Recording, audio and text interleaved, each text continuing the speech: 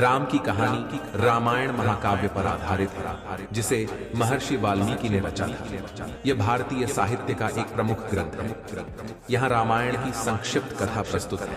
प्रारंभिक जीवन अयोध्या के राजा दशरथ के 4 पुत्र, जिनमें राम सबसे बड़े।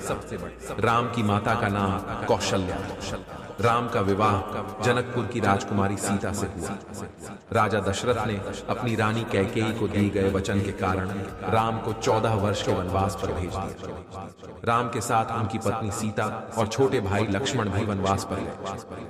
वनवास के दौरान राम, सीता और लक्ष्मण ने अनेक आर्षि मुनियों से मिलकर उनके आश्रमों में समय बिताया और कई राक्षसों का वध किया। इसी दौरान लंका के राजा रावण ने छल से सीता का अपहरण कर लिया और उन्हें लंका ले गया। सीता की खोज।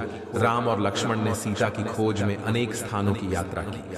उनकी मुलाकात हनुमान और सुग्रीव से हुई, जो उन्हें सीता की खोज में मदद करते हैं। हनुमान सीता की खोज में लंका पहुंचते हैं और राम को सूचना देते हैं। लंका का युद्ध राम, लक्ष्मण और उनके वानर सेना के सहयोगियों के साथ लंका की ओर कूच करते हैं।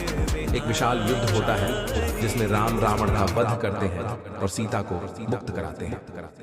अयोध्या वापसी। 14 वर्ष के वनवास के बाद राम, सीता और लक्ष्मण अयोध्या लौटते हैं। राम का राज्याभिषेक होता है और उनका शासन काल राम राज्य के नाम से प्रसिद्ध होता है, जो न्याय, धर्म और समृद्धि का प्रतीक है। बाद की घटनाएं रामायण के विभिन्न संस्करणों में अलग अलग अंत होते हैं। कुछ में सीता को अग्नि परीक्षा देनी पड़ती है, तो कुछ में उन्हें वन में ही छोड़ दिया जाता है, जहां वे लव और कुश को जन्म देती हैं।